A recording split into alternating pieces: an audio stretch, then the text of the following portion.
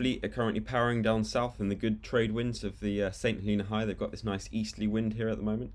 And we can see that in the top 10, there's a couple of groups that started to form. We've got Apivia, Hugo Boss, and Linked Out in this first group, and they're about 300 miles ahead of this second pack here, which contains 4th to 10th position.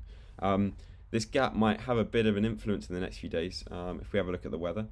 So this is the situation right now, 0700 ETC. You can see we've got this low pressure that's formed. It's a new low pressure that's formed along the convergence zone here.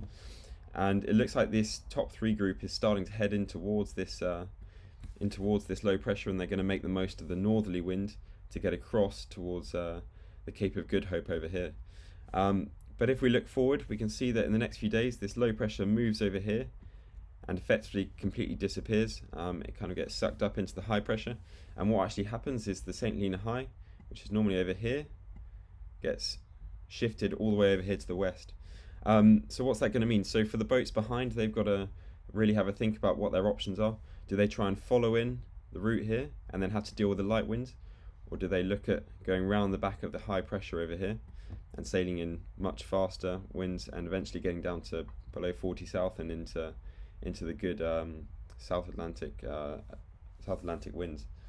If we have a look at the routings of what that might mean, so this is the Group 1, the boats that are slightly ahead. They probably more likely to take this route, more direct, and eventually they get further south.